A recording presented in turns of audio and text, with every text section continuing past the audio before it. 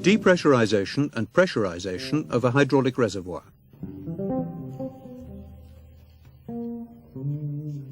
You can depressurize each hydraulic reservoir independently.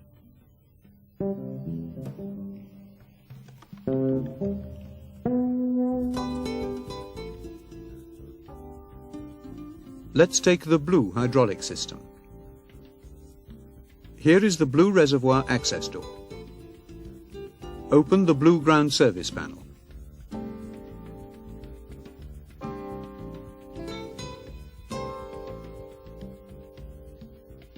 Don't forget to open, safety, and tag the circuit breakers.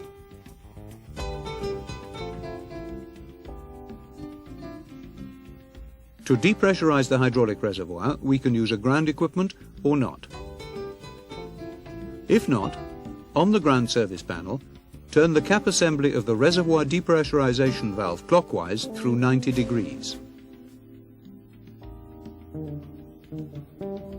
Pay attention. Protect your hands and face from the air which comes out when you open the manual depressurization valve of the reservoirs.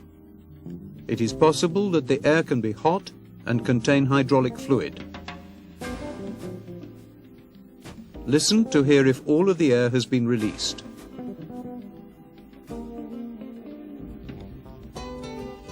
The pressure drops down, as you can see on the air pressure gauge of the reservoir.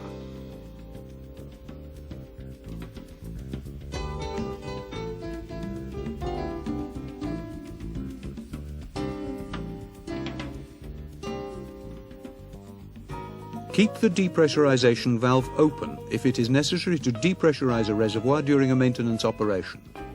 This prevents accidental pressurization of a reservoir. The depressurization valve is closed when the maintenance operation is completed. To pressurize the reservoir again, make sure that the depressurization valve is closed.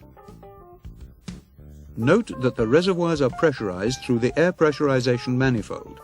They are thus pressurized at the same time.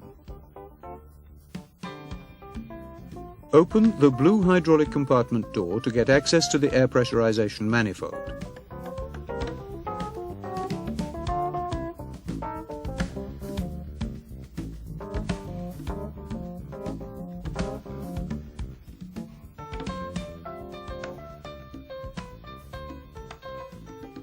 Remove the cap from the ground connector.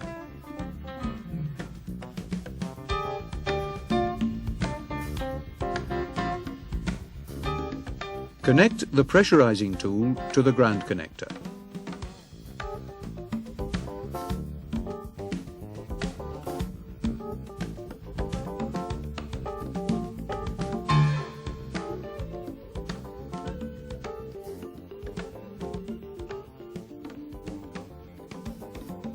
Now turn the nut to open the ground connector.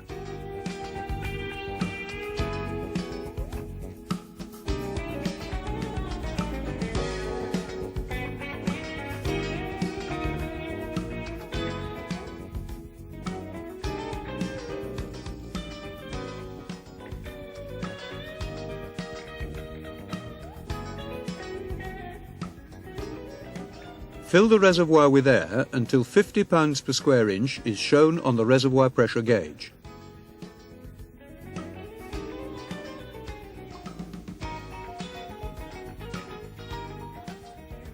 Turn the nut to close the ground connector.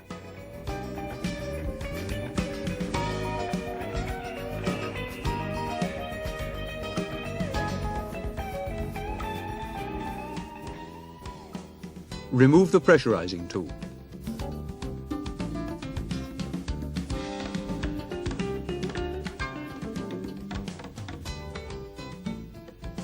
Install the cap on the ground connector.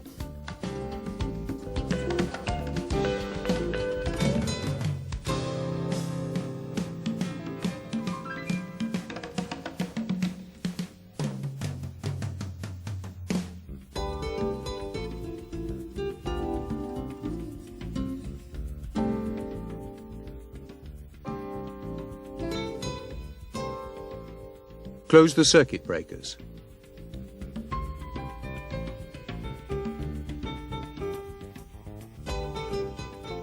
Make sure that the work area is clean and clear of tools and other items, and that all access panels are closed.